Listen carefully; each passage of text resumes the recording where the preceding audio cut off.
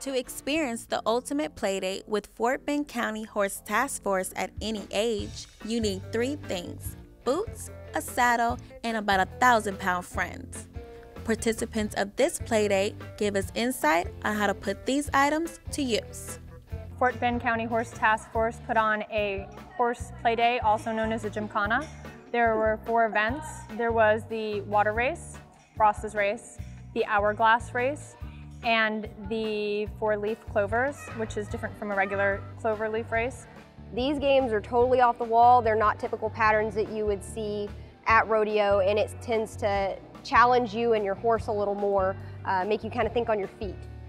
Ross's race is almost like a slalom. You do straights through the barrels, and then you go through sets of poles, 3 sets of poles, and it's timed. The water race, you get 60 seconds, and there's 2 barrels, one with an empty bucket and one with a bucket full of water. And you basically have to take water from one bucket with a measuring cup and put it into the other bucket. The hourglass race is exactly as what it sounds. You start on the outside of the pattern, go into the center, and go back around the outside, and it makes an hourglass form.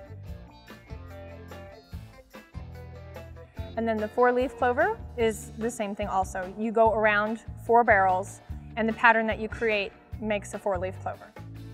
Even though this special playdate was intended to be all about fun and games, some riders experienced something more.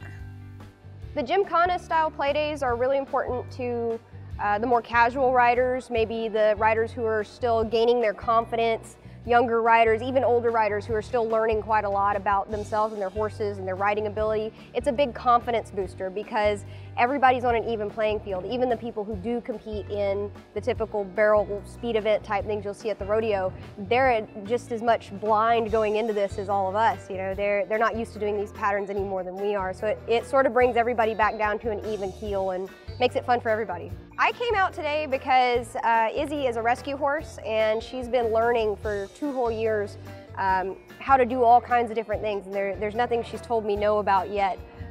So I was just pushing her boundaries, wanted to show her something new. And she's also not a competitive barrel horse. You know, she's smaller, she's not as fast as them. So this is something that's better for her, better suited to the type of riding that I do with her, where she can actually be competitive in an environment where she normally wouldn't be in typical rodeo events. The reason why we did this event is because there aren't a lot of play days that go on in this area. Most seem to be further away. So we're trying to attract attention for more backyard riders and people who don't compete in, rodeo or barrel races. We're trying to get that crowd out here.